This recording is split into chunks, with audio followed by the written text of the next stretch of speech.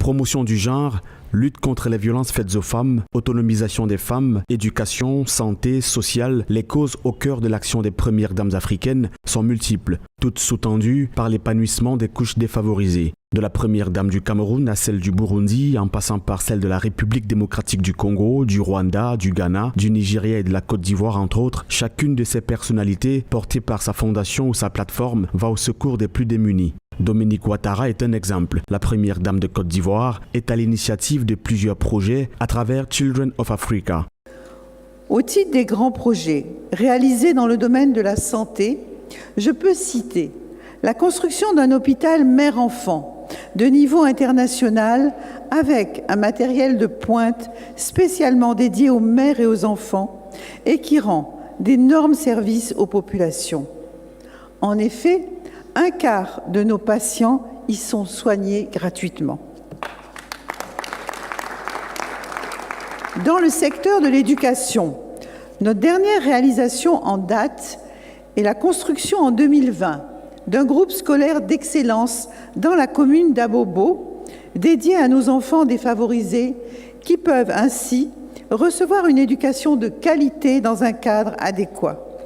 La fondation dénommée Cri de cœur d'une mère, fondée en 2016 par la première dame centrafricaine Brigitte Touadéra, s'est dotée de 2 plans triennaux successifs. Un premier pour la période 2017-2019 et le second pour la période 2020-2022 qui a été élaboré conformément aux orientations du dernier plan stratégique de l'OPDAD, l'Organisation des premières dames d'Afrique pour le développement. Les principaux axes stratégiques qui ont sous-tendu la mise en œuvre de ces plans sont le renforcement du partenariat, le plaidoyer, la mobilisation des ressources, la communication. Des plans ralentis et même mis en échec par des contraintes financières, mais qui n'ont pas pu empêcher des activités à fort impact. La fondation dénommée Cri de cœur d'une mère que j'ai fondée en 2016 s'est successivement dotée de 2 plans triennaux. Un premier pour la période 2017-2019 et le second pour la période 2020-2022 qui a été élaboré conformément aux orientations du dernier plan stratégique de l'OPDAD. Les principaux axes stratégiques qui ont sous-tendu la mise en œuvre de ces plans sont le renforcement du partenariat, le plaidoyer, la mobilisation des ressources, la communication. Malgré les contraintes financières qui ne nous ont pas permis de réaliser toutes les activités planifiées, des activités à haut impact mises en œuvre par la Fondation en collaboration avec le gouvernement et les partenaires internationaux sont les suivantes.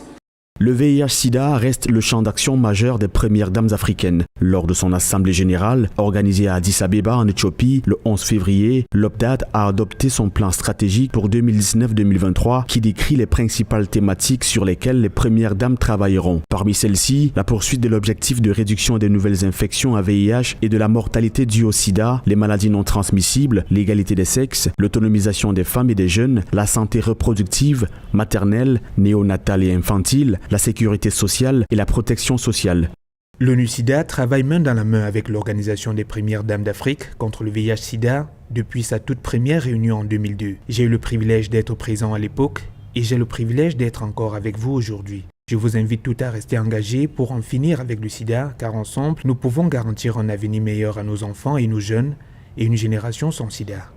Les premières dames se sont engagées à poursuivre leurs travaux sur l'une de leurs campagnes phares, Free to Shine, visant à mettre fin à l'épidémie de sida chez les enfants, les adolescents et les jeunes et à maintenir leur mère en bonne santé. À ce jour, la campagne a été lancée dans 15 pays d'Afrique et plusieurs de ces pays l'ont intégrée dans leurs plans nationaux de lutte contre le VIH.